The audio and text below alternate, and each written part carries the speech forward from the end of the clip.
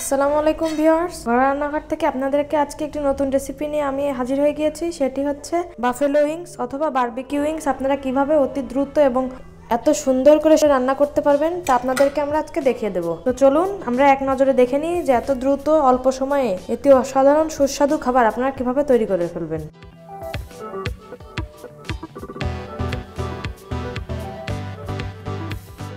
Buffalo wings বানানোর জন্য কি কি উপকরণ লাগবে চলুন আপনাদেরকে সেগুলো এক নজরে দেখিয়ে দেওয়া যাক। তার জন্য আমরা ফার্স্টেই মুরগির লেগ পিসগুলোকে ম্যারিনেট করে রেখেছি। আমরা মুরগির লেগ পিসগুলোকে আদা বাটা, জিরা বাটা, রসুন বাটা, পেঁয়াজ বাটা, মরিচ বাটা এগুলো দিয়ে ভিনেগার দিয়ে টেস্টি সল্ট দিয়ে ম্যারিনেট করে রেখেছি। চালের গুঁড়ো এবং ময়দা, টেস্টি সল্ট, ব্ল্যাক পেপার গুঁড়ো, হোয়াইট পেপার, লবণ, হলুদ, লাল মরিচের গুঁড়া, সুইট টমেটো সস আর হচ্ছে অয়েল। তো চলুন এই বাফেলো উইংস গুলো কিভাবে বানাবেন আপনাদেরকে একে একে সব দেখিয়ে দিই। আমরা এখন চালের গুঁড়ো এবং ময়দার মিশ্রণটিকে ম্যারিনেট করে নিচ্ছি। তার জন্য আর ফার্স্টে টেস্টি সল্ট দিয়ে দিচ্ছি। টেস্টি সল্ট হাফ টেবিল চামচ।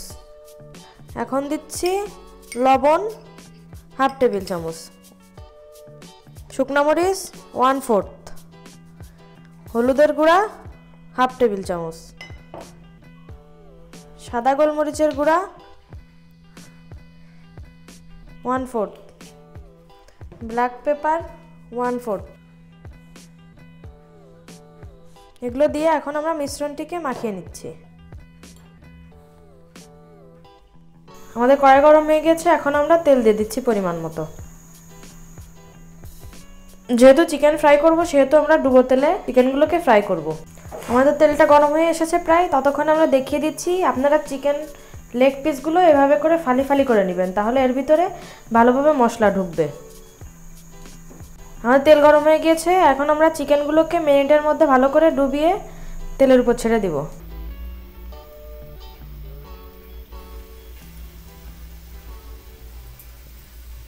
এভাবে করে ভালো করে রাউন্ড রাউন্ড করে ঘুরিয়ে নিয়ে একটু ঝেড়ে দেবেন, তাহলে ওই গুঁড়াগুলো তেলের মধ্যে পড়বে না। দিয়ে আমরা তেলের মধ্যে দিয়ে দিব।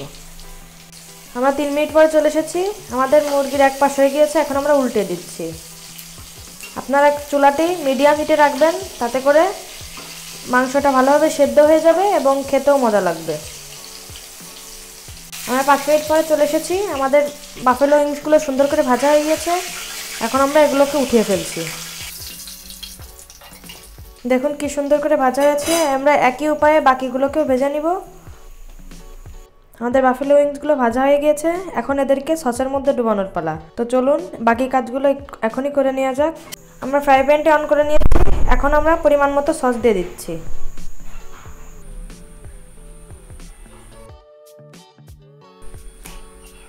সসটা দিয়ে সসে হালকা একটু বলক উঠে আসলে আমরা বাকি উপকরণগুলো দিব।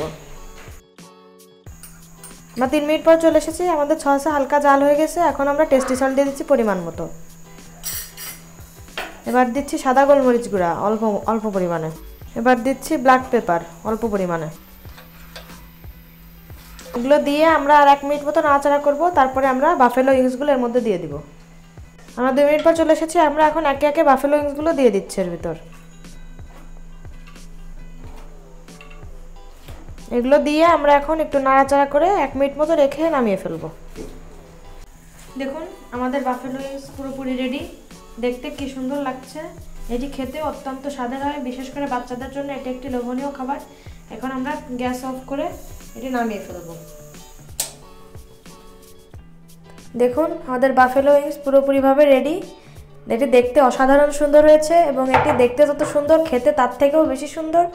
আপনারা সবাই অবশ্যই বাড়িতে এটি ট্রাই করবেন। ট্রাই করে আমাদেরকে জানাবেন যে আমাদের এই নতুন এবং ভিন্ন স্বাদের রেসিপি আপনাদের কাছে কেমন লাগলো। এবং আমাদের চ্যানেলটি লাইক, কমেন্ট, সাবস্ক্রাইব এবং বেল বাটনটি ক্লিক করে রাখতে ভুলবেন না।